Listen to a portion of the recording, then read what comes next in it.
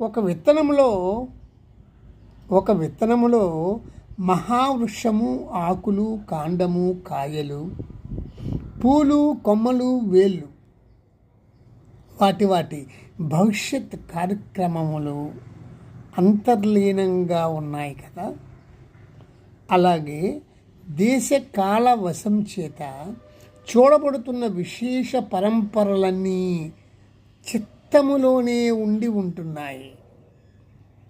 అది విత్తనం, ఇది చిత్తం. చిత్తం అంటే మనస్సు.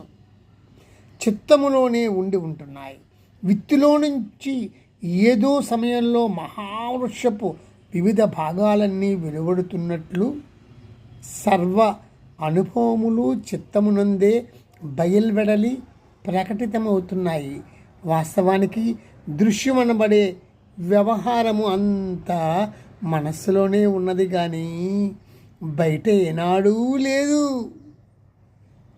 విత్తులో ఉన్నదే బయట రూపం దిద్దుకుంటున్నట్లుగానే మనస్సులో ఉన్నదే ఎదురుగా దర్శించబడటం, అనుభవించబడటం జరుగుతుంది.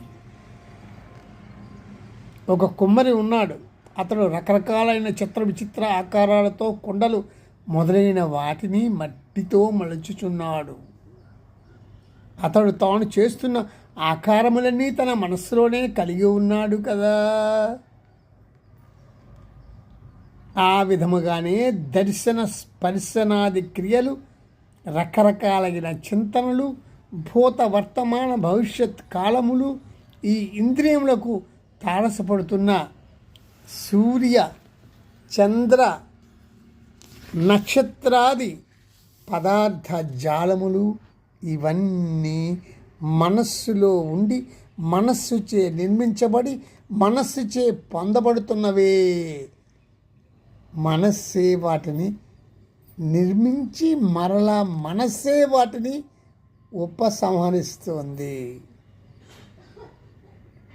ఇది ఒక మౌలికమైన జ్ఞాన మూలిక నెంబర్ 2.